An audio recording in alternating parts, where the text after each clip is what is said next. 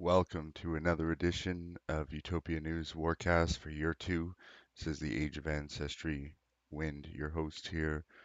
The date today is April 9th, Year 2. So let's dive in and take a quick look at these wars that are currently going on. There were several wars that finished in between the past warcasts and now, and one new war that has started since I posted the chart on April 7th, Year 2, which you can find in the Muga Discord. Everyone should be checking it out on a regular basis, and by all means, check out the forums as well. There's definitely some good stuff going on there. There are some players who only participate primarily in the forums, and the community could learn a lot from them. Stratacastle is a name you may want to watch for when you're browsing the forums. He usually has some really good posts, definitely insightful for anybody looking to pick up a little bit more about the game. So without further ado, let's dive in, take a quick look at the top 10 kingdoms right now. I mean, it's no surprise here. Barco Loco still controlling the top position. As you can see, they're growing a little bit here, probably just exploring to make sure they stay a little bit bigger than the rest of the server. No doubt pumping elites, Wizard's Breaker, and Science.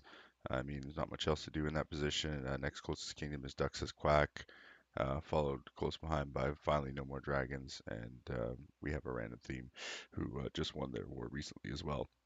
As you can tell here, looks like Familia also has won their war recently, but we kind of expected that one. 712 had some pretty nice looking wars so far. They had that taunt banner against me, which was pretty awesome. Not too many people put that much effort in. So thank you so much for contributing to the community. Let's take a quick look at the honor side of the things here.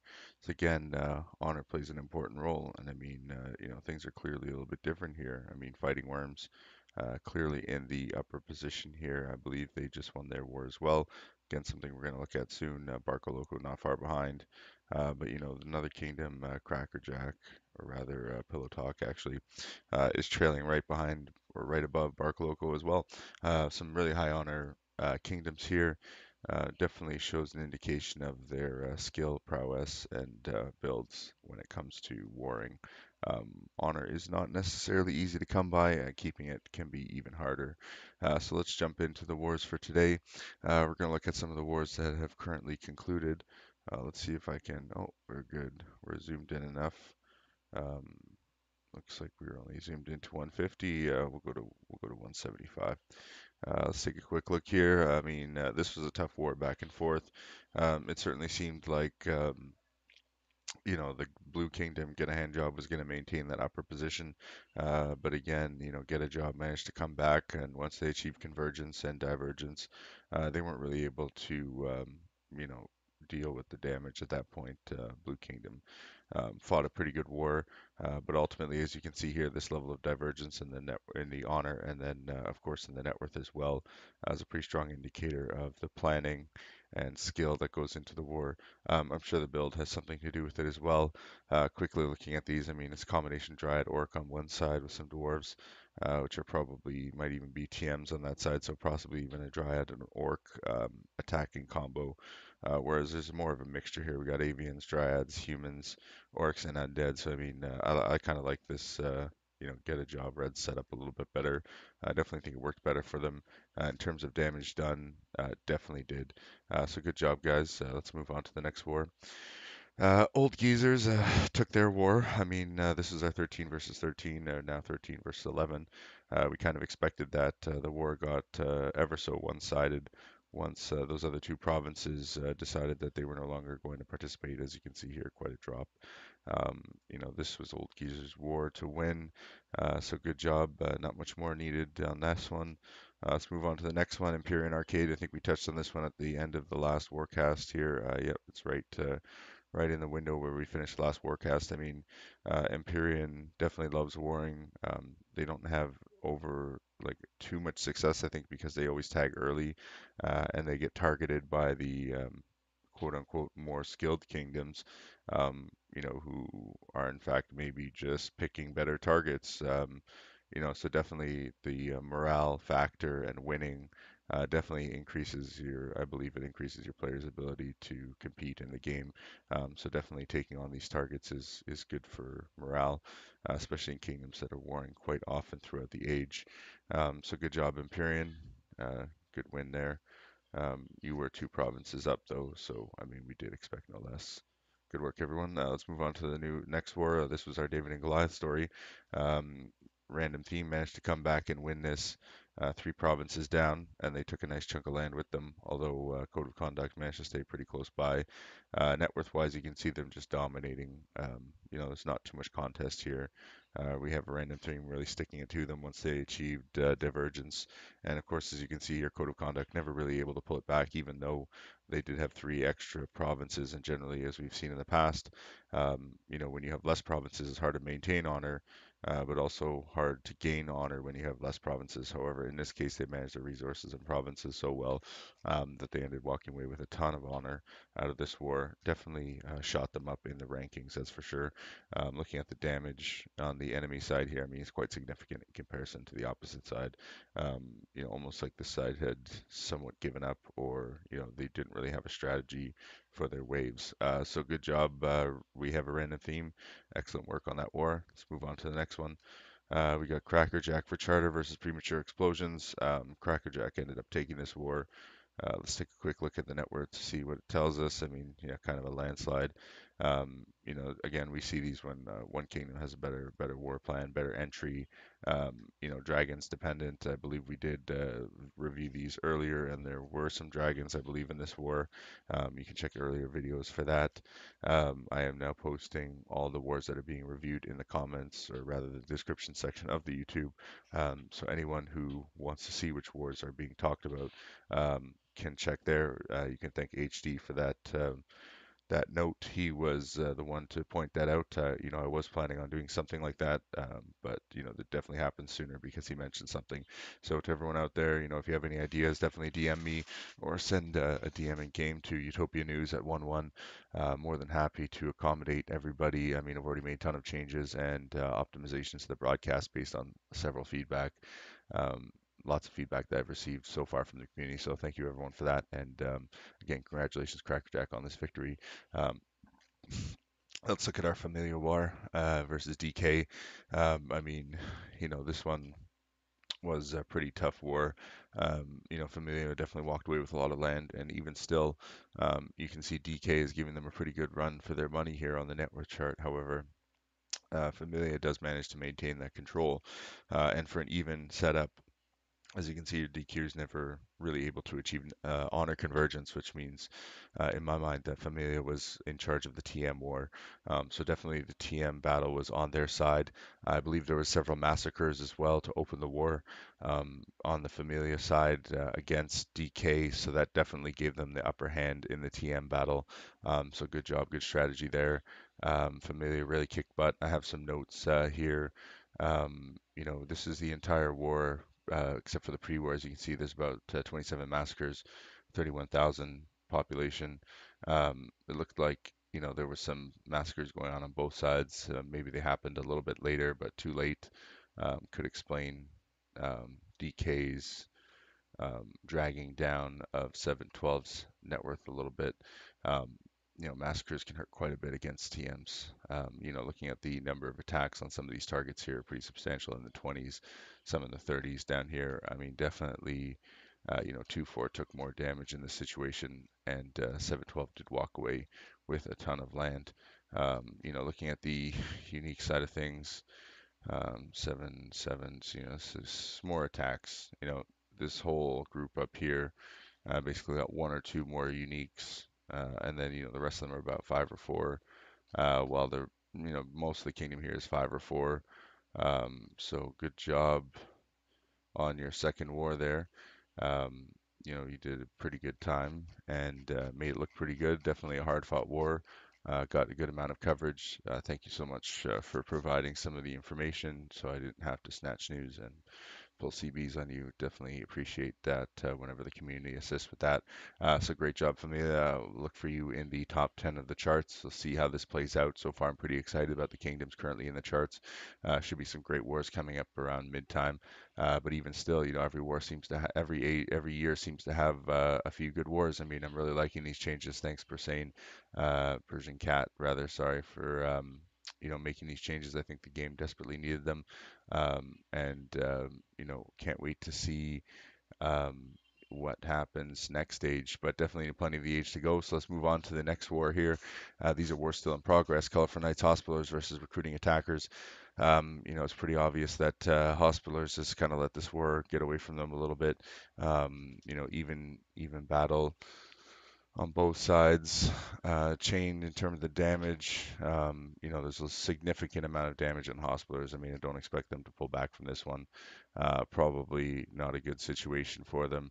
Definitely looks like, they're just having a wave just recently or just now that's doing a tiny bit of damage on the honor side, possibly with some TM support, but I don't think it's really going to take them too far. I mean, they seem to be hurting themselves just as much as they're hurting the enemy. Definitely looks like recruiting's war, and this war is coming up to mid-time soon, so I think we know where this war is going to be as of the next podcast. Let's move on to the next one. Spirit Drinks. This is another war that appears to be relatively one-sided. Bar Room Brawl has pretty much been in control, seems like, of the land for the entire war. And again, it's not as close, definitely a much closer, tougher battle on the net worth side of things, but Bar Room Brawl is really distinguishing themselves from Spirit Drinks. They're one net worth bracket away now. So again, two provinces short on Spirit Drinks, so we'd expect no less from two equally skilled kingdoms, uh, assuming that they are. Again, looking at the honor side of things, I mean, it's pretty clear Barroom Brawl is in control of this brawl again, as I made that corny joke the last time in the last podcast. Again, this is a war that's gone on for quite some time now. I'm not sure where the, Spirit is taking this. They are gaining a little bit of land back. Maybe they're just trying to break even on their land before they withdraw. We're not sure. Let's check back in on the next podcast. So good luck to both sides. Next war, we got the Woods Stand Strong versus No the Killed Lieberson. I believe we looked at this one before as well. Net and land side of things, the Woods is in control. Definitely, again, Woods in control. Both sides are kind of arching up here a tiny bit. Maybe they're letting off the dragons a tiny bit to see what's going on. Again, this is one of the longer wars currently in progress, 154 hours. The last one was about 100 hours, I believe. So pretty long wars here. I mean, pretty good differential in terms of net worth here. I'm not sure what the enemy's hoping to achieve, although this is a pretty significant boost here. It looks like maybe, no, it almost looks like for a second that they withdrew from the war there. But that's quite a significant honor bump up for both sides. So I'm not sure exactly what happened there. Maybe the chart is just displaying that in a funny way. But some big moves just happened there. I mean, definitely be interested to see exactly what happened to cause this large spike here, because that's quite a bit of honor to be taken. I guess maybe that could have been caused by their wave, but still, they must have hit like a fairly high honor target to get that kind of a boost. If we look at the land, it doesn't look like anyone got sunk too deeply. I guess on the wood side, there's a bit of, this avian did get hit pretty hard, and it must have been recently because his net worth per acre is pretty high. So that was probably the net worth differential there. But again, it looks like or say the honor differential. But again, it looks like they still gained quite a bit of honor back. So not sure exactly what happened here, but that's an interesting spike. I would be interested to know a little bit more. Possibly I'll do some more investigating later, just to see where that may have come from. So good luck to both sides. Again, this war seems to be pretty drawn out. Red, it seems like you've kind of grabbed back your honor back to break even. Same with your land. Unless you got a big move currently in progress, then I'd think this war is going to go on for quite some time, as possibly a stalemate until someone decides that it could be time to withdraw here. So good luck to both sides. Let's move on to the next war. Wishmasters versus the Core, PM for War. I mean, I think I've been calling the Core to win on this one. Definitely time will tell.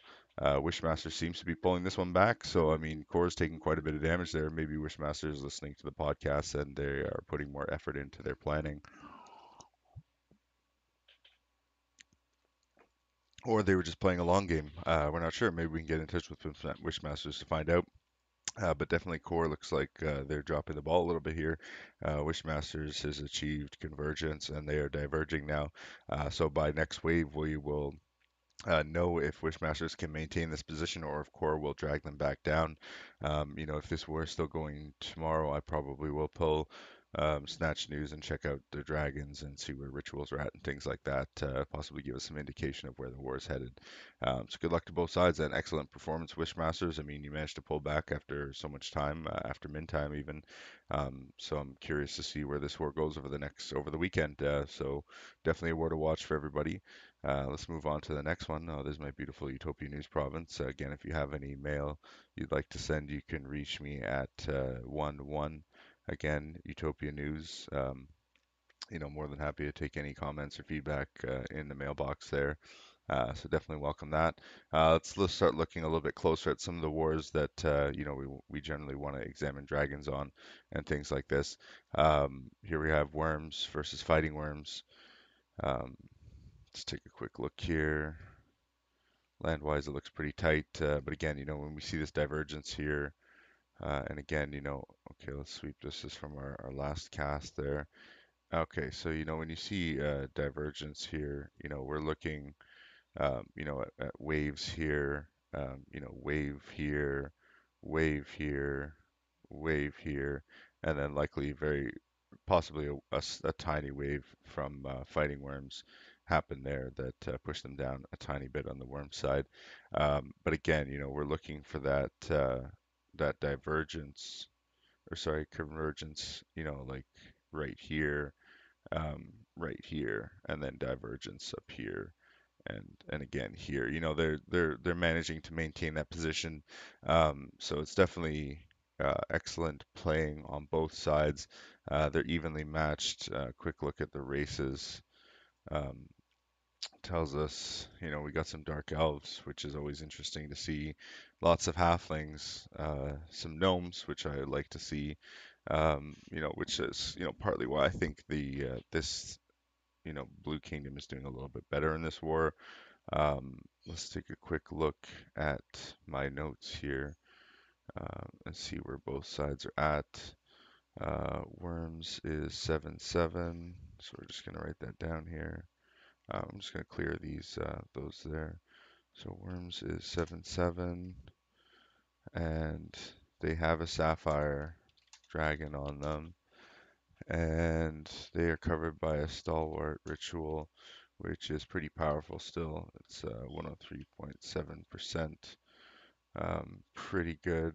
Um, However, versus Fighting Worms, who is 4-4, they have no dragon, and interesting enough, they have a Havoc Ritual, which is at 102%. Very exciting. I love seeing Havoc Rituals, especially with so many TMs.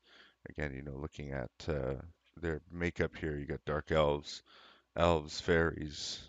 I mean, these gnomes could even be some type of hybrid, and then halflings. Definitely exciting to see here. But as you see, my gnomes here at the top are very, very large. I mean, these are definitely runaway attackers. So these are definitely ones that you want to watch out for. Gnomes were kind of like underfavored, I think, when the game began, and definitely I think people are starting to realize that now. Okay, so looking at the news in regards to dragons, it looks like in 4-4 they did have a dragon. Not sure exactly what it was because I did miss that portion of the news. But that dragon was slain by 4-4 um, right on March 2nd, sorry, March 1st, which is Feb 1st in the target finder. So whatever that dragon was, It was on 4-4 and they slew it.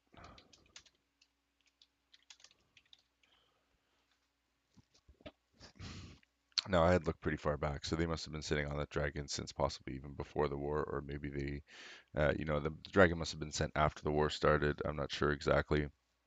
Um, let's take a look here. Again, 7-1 is currently sitting on a dragon.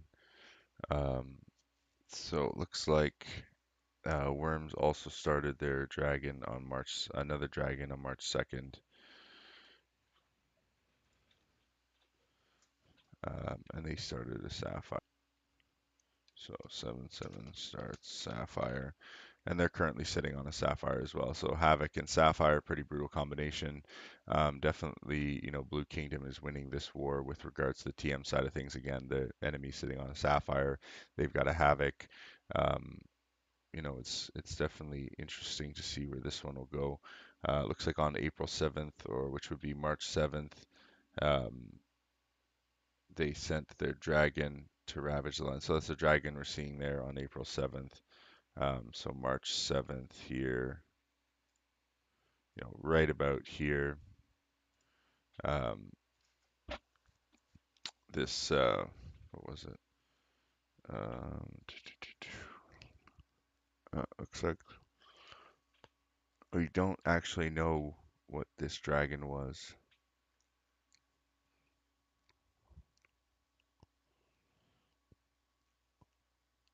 that they completed and set forth on April 7th, but it may be, oh, sorry, it was a sapphire.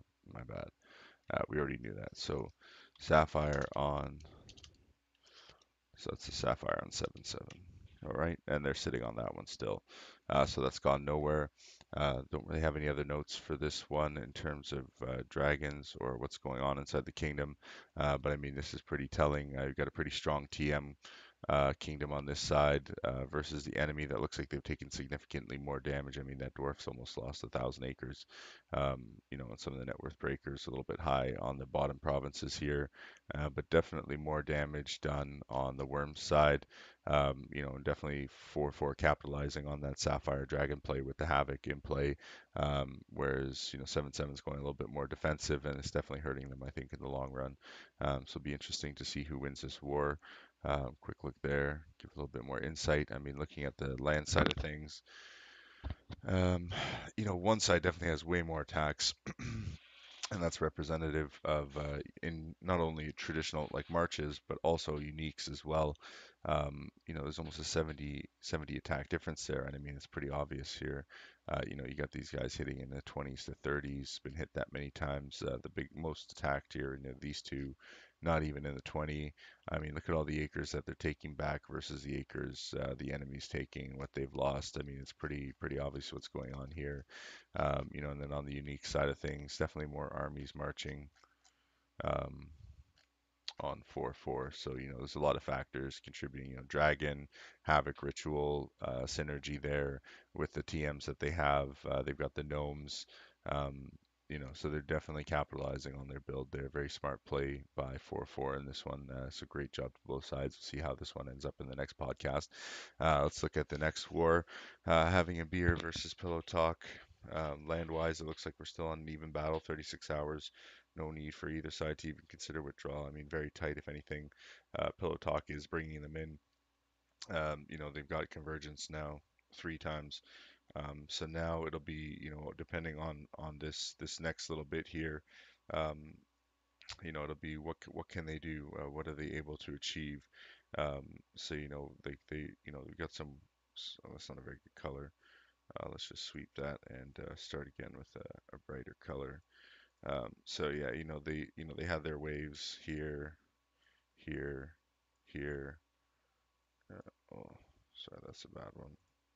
Here and again here, and in all of these, they're able to achieve convergence. In these parts here, this part here, this part here. Now, if they're able to diverge from this pattern, I think they'll be in a pretty good position to start working the war in their favor. I mean, I'm kind of thinking that's kind of where I was headed in the past podcast when we looked at this war.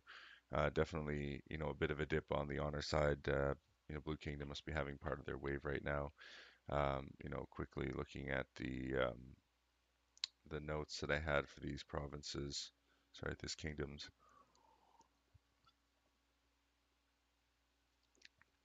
Pillow Talk is 3-3 with a Godspeed ritual.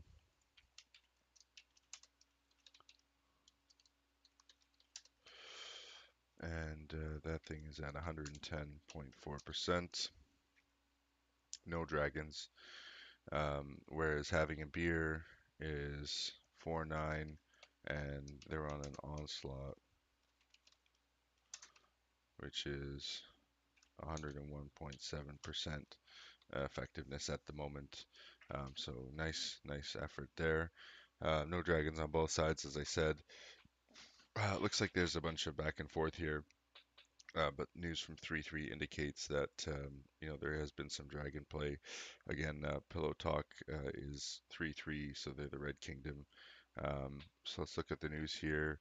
Go Take Your Toy. So March 9th has completed the dragon that sets Flight to Ravage 4-9. And then they start another Topaz Dragon, but then cancel it, and they start another Project Dragon, another Topaz Dragon called Woof. So on the 9th, which is February, so February 9th, right there, they drop their dragon, probably a Topaz. Seems to be what they're doing. Canceling and going back and forth. I'm pretty sure, and afterwards they've done more topazes. So pretty sure that they're making topazes here. So then they fumble back and forth. Topaz sent, topaz on 4-9. I mean, obviously they've slain this one. And then again they send on the 10th. They start another topaz.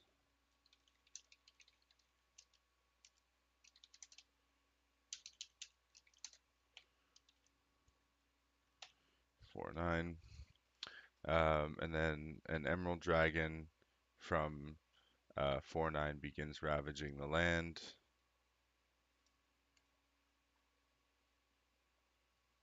I'm not sure why I didn't have the slay date on there, because they definitely slew these dragons at some point. So I must have somehow missed it in the news, but they didn't have it. Um, you know, didn't have it, so they definitely weren't sitting on it. Okay, so on March 20th, that's again February 20th. So right about there. Um, Emerald on 3-3, right? Um, and then, on April 1st, oh, sorry, I do have the sleigh here for 3-3. So on the 22nd, 3-3 ends up slaying that dragon. So they bite the bullet right away and they slay the dragon.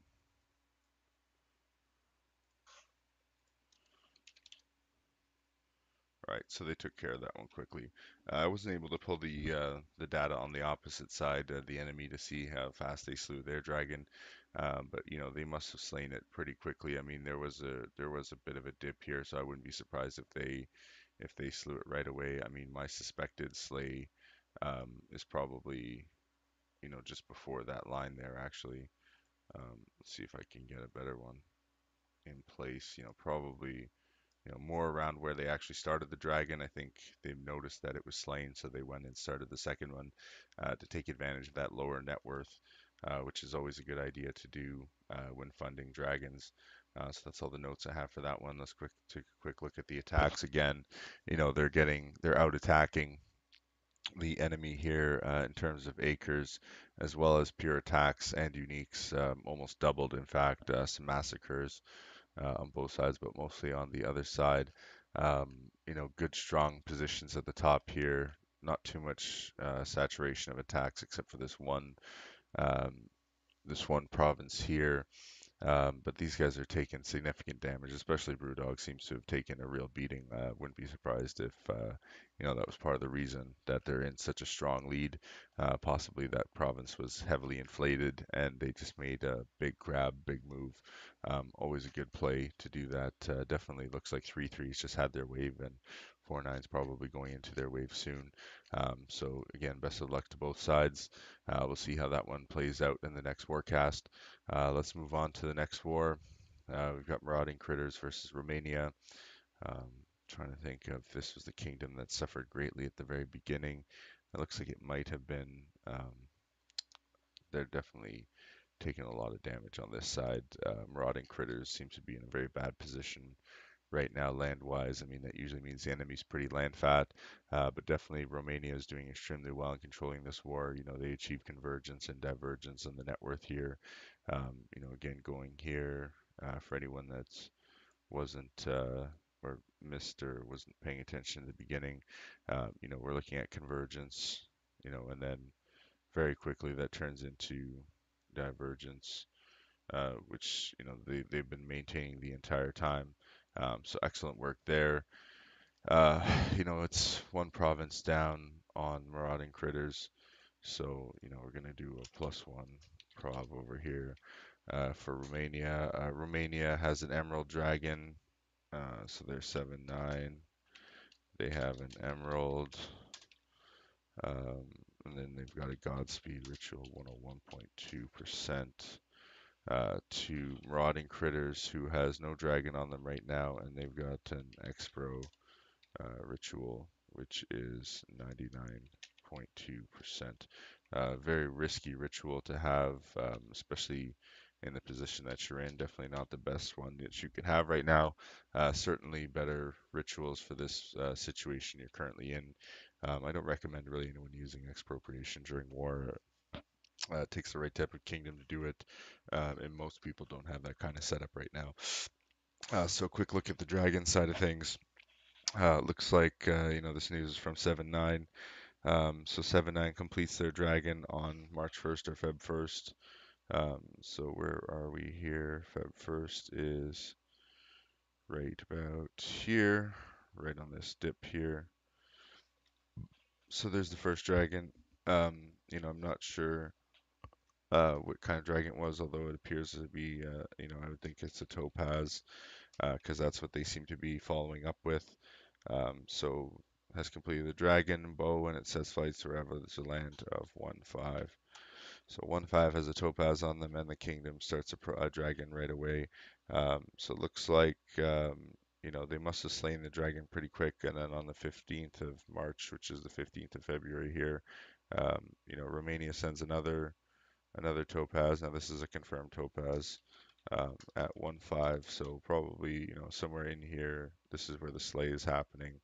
Part of that drop in net worth. And again, I'm thinking possibly this is where the slay is happening again. In that drop in net worth, because right away, it looks like they're sending another topaz dragon on April 6th, which is March 6th. So here we go. We've got another topaz dragon going through here. So 1-5 is just eating, they're just eating dragons. I mean, that explains why they're getting beaten down so hard, and they can't seem to swing one back. Uh, but it definitely looks like, again, they may have slain that topaz dragon right there. Or that's kind of what I'm thinking. I don't really have any more notes on this one. We're just going to take a quick look at the Seraphim side of things. We did look at this war a little bit earlier as well. I mean, look at the Seraphim, again, heavily out attacked. Not as much on the unique side, it's very visible, but I mean, almost 100 more attacks, 1,000 more acres. That's a lot of troop damage. I mean, look at the positives on Romania versus the other kingdom. Definitely looks like there's a clear winner emerging in this war, but good luck to both sides. I mean, I always like to see that turnaround. So by all means, prove me wrong. I love to see when kingdoms can do what's seemingly very hard to achieve. But again, looking at Romania, I mean, they've got one of my favorite combos here, Avian and Orc. I mean, Avork. I mean, that's what Barco is running. That was my favorite pick of the age. Also, what I ran in Genesis for the test trials. So definitely a very powerhouse combination. Everyone who seems to be fielding the Avian Orcs is doing extremely well so far this age. But there are some more niche combos like gnome combos, dark elf combos, and other undead and dwarf combos that are very powerful this age. So definitely do not discount those. Good luck both sides. Let's move on to quickly look at the honor to see if dragons played a part in any of this. I mean, definitely seems like, the honor is dropping whenever dragons are getting involved here for the enemy. So good job to Romania for controlling those dragons. Definitely looks like you've got this war in your pocket, so keep up the good work. Um, let's move on to our last war of the evening that we're going to review. This is the Wargpakket war versus Message for War. Definitely a tight war, land-wise, net worth-wise. Vargpakket seems to be having a little bit of trouble recently. It looks like the Blue Kingdom is slowly achieving or attempting to achieve a form of convergence. However, Wargpakket just had their wave. So lots going on. They are one province short as well, so it's kind of expected that they're struggling a little bit more. But again, because of that one province short, they're going to have a hard time pulling that honor back unless the war drags out, and they're in a very strong position to take that honor back. Again, looking at the races, lots of avians and orcs on Wargpakket. So of course, I favor them to win. However, avian undead. Again, very strong combination with some dryads and dwarfs. I mean, you got your support casters there and the dryads, speed attackers, sustain attackers, and these dwarfs are, probably just their tanky attackers versus, mostly avians. Some fairy wall here is all their TMs probably. Maybe some humans might be playing as TMs as well, but not likely. I would think, these orcs, avians, and the humans are probably all attackers. Um, if Wargpakket wants to reach out to clarify some of that, by all means, feel free to reach out to me to share that information. But definitely looks like Wargpakket is still kind of in control of this one. Quick look at the notes so we can do a dragon comparison. It looks Vargpakket is 7-11, and they've got a stalwart ritual of 96.6 currently in progress right now on their provinces. So let's note that down. Vargpakket is 7-11 with a stalwart at 96.6%, whereas Message for War is 6-1, and they've got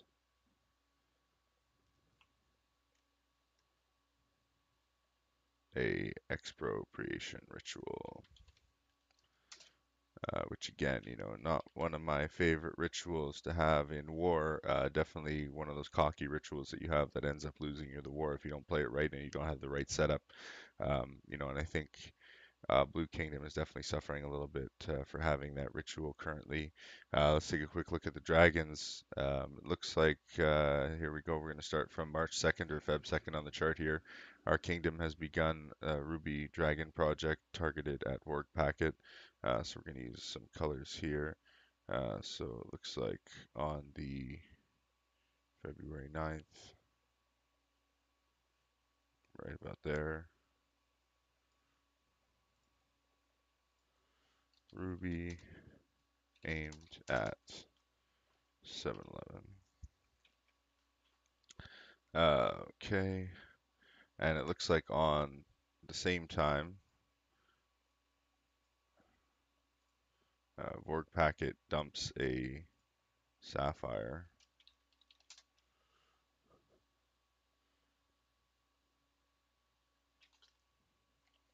on 6-1. Okay, and then they begin a ruby. So, and they begin their ruby. Oops, go with the same colors here. Try and keep it similar. And then, shortly after, ruby aimed at 6-1. Oops. Ruby.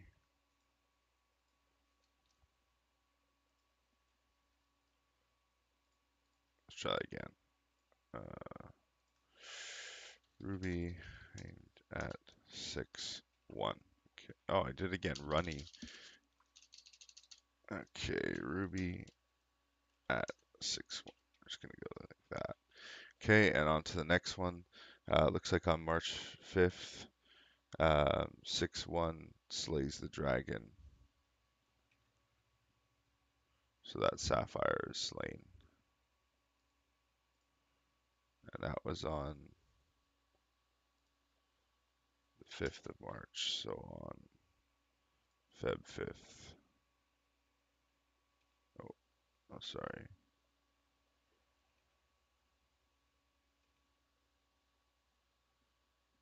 Oh, where did I get that other data from?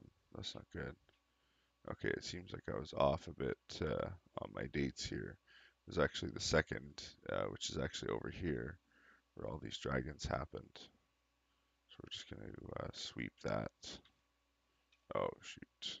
We're going to undo that, actually. And we're going to erase these. Okay.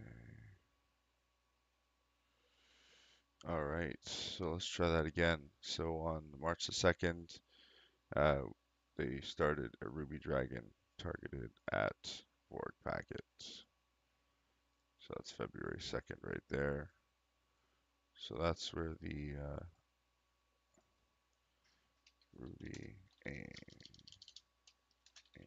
at 7-11. Okay. And then on the 2nd, they send their Sapphire.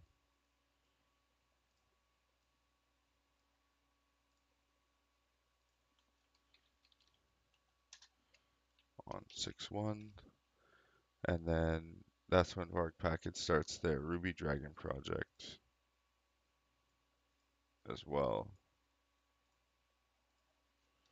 Ruby aimed at 6-1. Okay. And then that's where on Feb 2nd, 6-1 slays that Sapphire Dragon.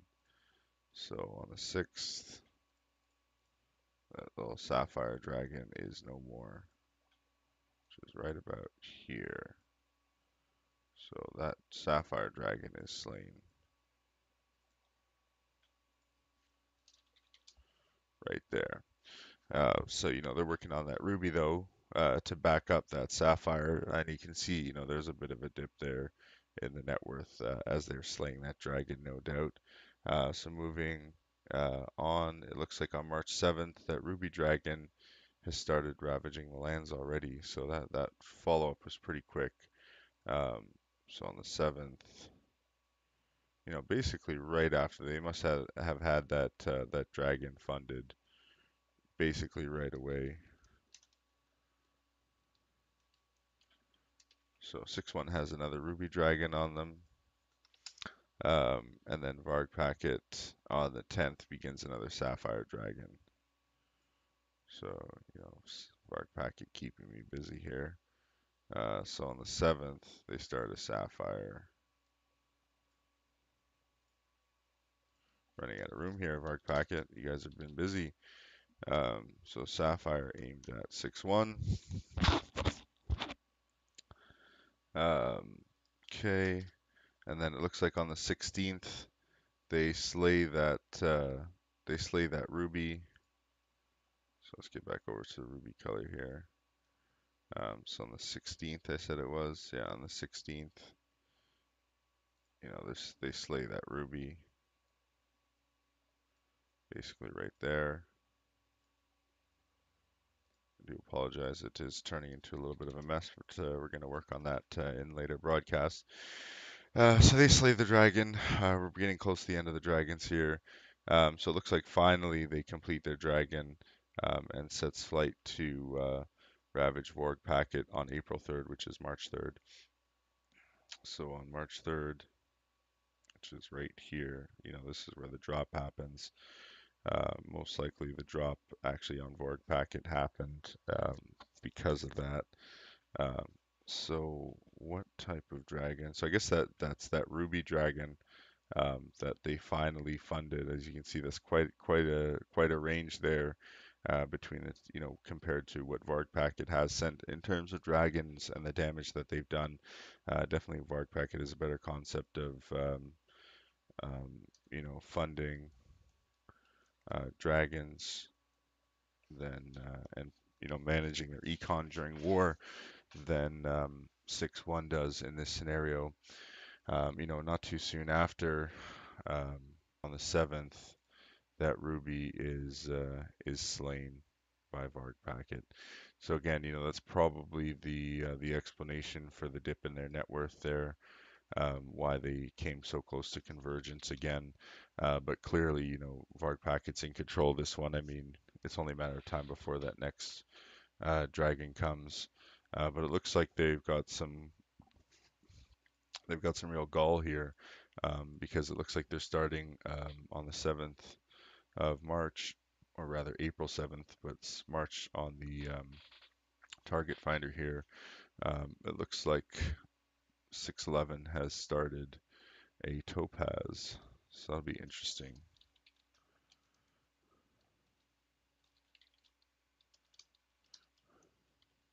So it'll be interesting to see, how long, if it takes about that long for them to fund this topaz. And if this sapphire how long the sapphire actually takes to get off for Vargpakket. I mean, they might be in a position, they may not be. I mean, it comes down to what we're dealing with here in terms of what the provinces look like. I mean, definitely significant damage on both sides. Vargpakket seems to be a little bit better off. Looking at the land side of things to see who's got the bigger provinces. Vargpakket definitely has some bigger provinces. It doesn't look like it's their TMs. Maybe some of the bigger provinces are TMs on the enemy side. They do have one extra province, but definitely a lot going on here. Definitely a war to watch. Not really near min time yet. There's still maybe a wave or two left for both sides before having to worry about that. But definitely Vargpakket in control of this war, even though they're a province down. So good luck to them. Quick look at the target finder here, or sorry, the Seraphim here. I mean, again, Vargpakket is out attacking them. Um, or sorry, are they or are they not? 162. I keep forgetting what everyone's location is. Vargpakket is 711. Okay, so 6-1 is out attacking them. And that's probably why they're doing well and being able to keep up there. Uniques are pretty in line here. Traditional March. So we got some fails on the enemy here. So definitely some inexperience or bad intel pulling happening there. Looking at the uniques. 6-1 definitely a little bit ahead in the attacks and the unique side of things. But again, it looks like, they didn't just have their wave, they did just have their wave. So, there'll be Vargpacket's turn soon, and we'll see what happens there. So good luck to both sides. Definitely like to see what happens in this war. Um, I hope that everyone finds these dragon, um, and, you know, um, ritual information helpful in illustrating what's actually going on here. So thank you so much to Vargpakket and Message for War for allowing me to do that for everyone here. Quick look at the last few wars that are currently started in progress. 16 hours in, we got Myth and Legends versus Syndicate. Land-wise, it looks like Syndicate is in charge of this war. Net worth-wise, same thing. They are one province up. Look at the land. I mean, it looks like pretty significant damage on the one side. Syndicate doing pretty well off, except for that one or two provinces there in pretty bad shape. But that orc can easily swing back. But it looks like that orc was just chained recently. So it'll be interesting to see what happens here. Quick look at the honor side of things. I mean, you got some nice convergence here. Syndicate brought down a much bigger honor opponent, and they're taking control of that honor now. Definitely looks like this is Syndicate's war to win. Good luck to both sides. Looking at the next war, we got the Wood hostile versus Jerry in the Unnamed Kingdom. Jerry in the Unnamed Kingdom losing a bit of land there to start out. This war is only 13 hours in, but it looks like Jerry's in control of this war. These net worth lack of convergence here shows that Wood is unable to make enough progress in their wave to achieve convergence, and same with the honor side of things here. Equal provinces, Jerry is the bigger one going in, about 10K. That's going to work to their advantage in terms of some extra benefits. And again, we've got a nice combination here on Jerry, Avian Dryad, Gnome, Human, Orc, Undead versus pretty much all Dryads versus Fairies. So definitely slower armies going down on the one side. So it'll be interesting to see what happens, but definitely looks like Jerry's on track so far during this war. Wood is going to have to make some pretty big moves to pull this one back, although not entirely impossible. I mean, these are pretty close waves here. If Woods just refines their strategy a tiny bit more, I think they have a good shot at taking this war well past min time and having a great fight. So good luck to both sides. Definitely Woods revise your strategy there. I think you definitely have a great shot at this war. Jerry does seem to be a pretty organized kingdom though, so good luck to both sides. Let's move on to the next one. Schizophrenic versus StarCraft here. StarCraft, possibly the more well-known kingdom. And they're definitely doing extremely well looking at the net worth side of things. I mean, they do have one extra province land-wise, in terms of who's getting beat up. Clearly, these avians here are taking a real pummeling, definitely almost taken out of the war, especially if they release their armies. They're not going to have a good time looking at the honor side of things. Again, StarCraft's managing and controlling that big honor opponent. Definitely looks like the war's going in their favor. So good luck to both sides. Let's take a look at the next war. We got Faceless Honor here. Sorry, Faceless versus Relapse. This war is only about 7 hours in. And there's 5 provinces short here. So I totally expect Relapse to take this war. Definitely looks like it's just a total farm out. I'm not sure what the reason was. Someone must have accidentally given out hostile, and buttons must have happened by accident. But it clearly looks like this is a pretty one-sided war. Should Relapse lose this war, that would be pretty sad. But this will be a nice propeller for them to jump up in the charts a bit. Look at the land side of things; they're not exactly very big, so maybe if they're lucky, they can farm this war out and they'll get up to about 20K land. So good luck to you on that, Relapse. This is your war to get as much as you can out of them. So good luck on that. Last war here that just started. Shout out to my rejected Crayon Colors Kingdom, one of the former color kingdoms I played in before, known as Shameless. Great. You can recognize them by their rock posters, and they love crayons. I mean, everyone seems to forget age over age, but they are the Crayon Kingdom as well. They're 2 provinces up, so I expect them to win this war. I already visited their server earlier today and told them I do expect them to win this war.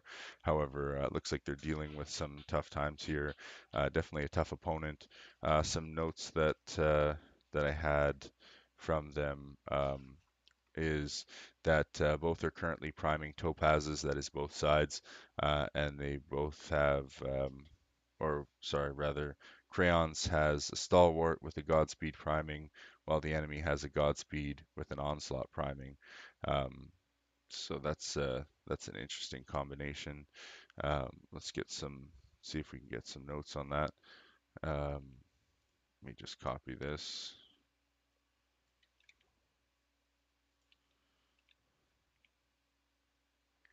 And go back to our screen here. Oh, we are done with this one. Okay, oops, we lost it there. Okay, let's just go back to this one. Now we're going to swipe this. We're going to check out that Crayons War again, just to see what's going on there. There we go. And we're just going to go back here so we can get their numbers down. Geez, this thing takes a little bit of time sometimes. Okay, so Crayons is 4-8 versus 5-8. That's pretty easy.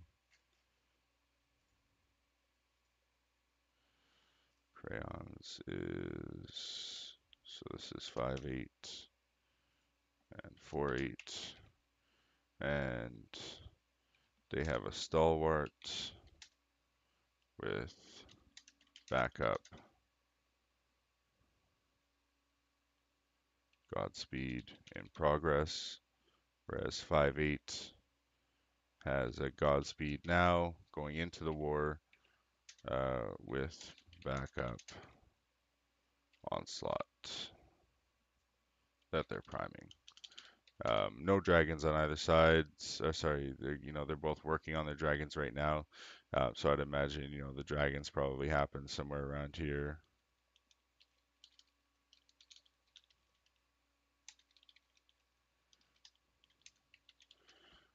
So again, shout out to my former kingdom mates from long ago. Definitely looks like a good war for them. Both sides look like they're ready for war, so it'll be interesting to see what happens tomorrow in about 24 hours. Always exciting to see and be proven wrong on my estimates. Definitely learning experience for me as well. I think this is going to be a nice tight war. However, 2 provinces up, I do expect crayons to achieve convergence here on this first wave and then begin the divergent course all the way up until mid-time. So good luck to both sides. Crayons, I have high expectations. So don't let me down, guys. Come on, you can do it. Best of luck to both sides, though, however. So that's progress today. Thank you so much to watch this and anyone